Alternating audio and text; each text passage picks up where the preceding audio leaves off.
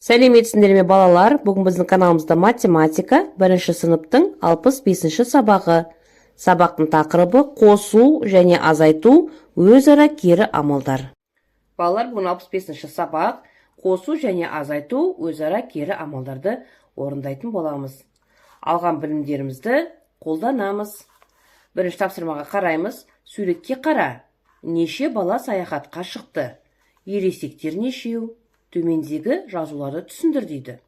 Балалар, төмендегі суретке мұқият назар салып қараймыз.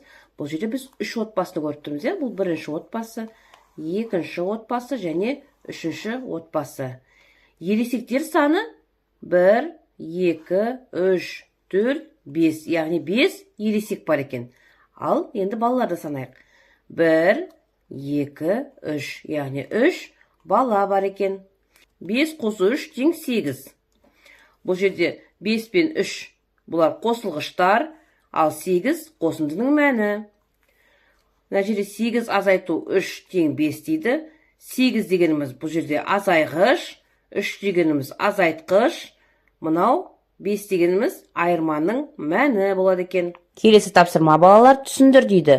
5 қосу 3 тең 8, 3 қосу 5 тең 8.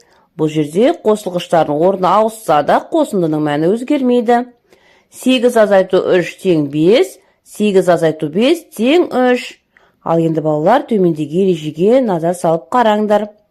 Қосу және азайту өзара кері амалдар. Балалар, бұл ережені жаттап, естеріңе сақтап алыңдар. Келесі екінші тапсырма. Бос орындарға тиісті сандарды ата. Сандардың өзара қалай байланысқанын түсіндір дейді. 5 қосу 2 тең 7. Бұл жерде балалар 5 және 2 бұлар қосылғыштар. 7 қосындының мәні. 2 қосу 5 тең 7. Бұл жерде 2 және 5 бұлар қосылғыштар, ал 7 қосындының мәні. Қосылғыштардың орны ауысса да балалар қосындының мәні өзгермейді. 7 азайту 5 тең 2. 7 азайту 2 тең 5. Бұл жерде 7 азайғыш, 7 азайту 5 деп тұр, бұл жерде 5 дегеніміз азайтқыш, 2 айырманың мәні. 7 азайту 2 дегеніміз, бұл жерде 7 азайғыш, 2 азайтқыш, 5 айырманың мәні. Келесі 5 қосу 4 тең 9. Бұл жерде 5 пен 4 қосылғыштар, 9 қосындының мәні. 4 қосу 5 тең 9, 4 пен 5 бұлар балалар қосылғыштар, ал 9 қосындының мәні. Бұл жерде балалар қосылғыштардың орны ауысса да қосындының мәні өзгермейді. 9 азайту 5 тең 4. 9 бұл жерде балалар азайғыш, 5 азайтқыш, 4 айырманың мәні. 9 азайту 4 тең 5. Бұл жерде 9 дегеніміз азайғыш, 4 дегеніміз азайтқыш, 5 дегеніміз айырманың мәні. Келесі өзіндік жұмыс 3-ші тапсырма. Қосу мен азайтуға өзара байланысты мысалдар құрастыр дейді. Балалар, бұл жерде қосындының мәні берілген екен, яғни ол 90. Ал бірінші қосылғыш бізде белгісіз, екінші қосылғыш бізде 10. Енді бірінші қосылғышты біз табуымыз үшін қосындының мәнінен қосылғыштың бірін азайтуымыз керек екен. Яғни 90-нан 10-ды азайтсақ, бізде 80 қалады. Демек 80 мен 10-ның қосындысы 90-ға тең екен. Келесі, бұл жерде бізде қосындының мәні 80-ге тең. Бірінші қосылғыш бізде белгілі, ол 30. Екінші қосылғыш бізде белгісіз.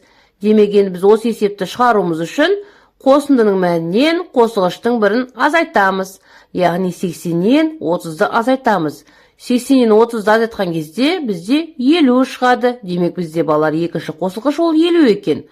30 бен 50-дің қосындысы 80-ге тең. Келесі балалар бізде 70, бұл қосындының мәні.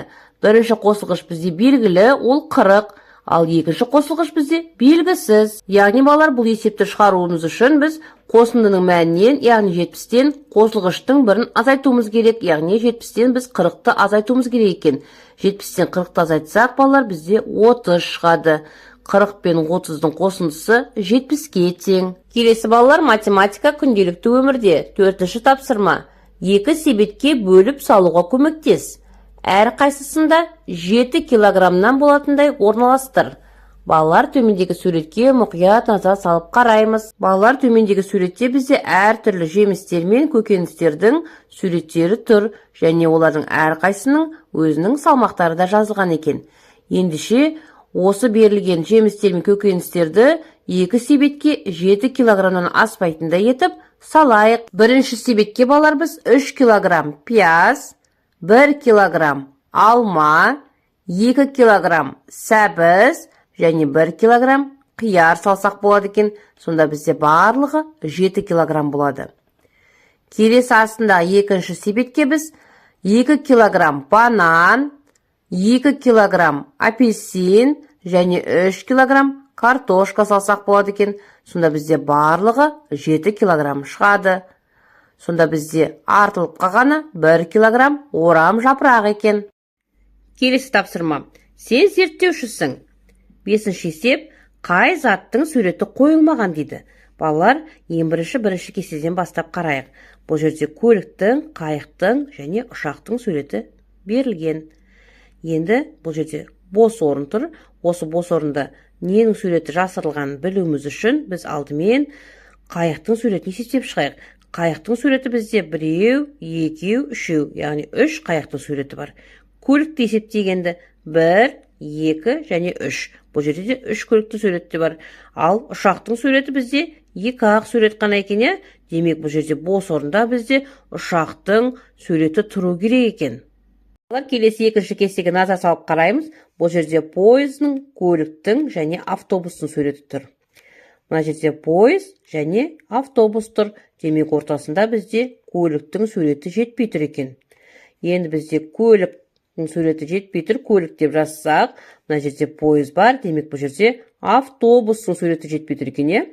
Ал мына жерде көлік, автобус болатын болса, мына жерге балалар біз пойыздың суреті жетпей тұр екен. Балалар, осы тапсырма сендерге түсінікті болды деген ойдамын.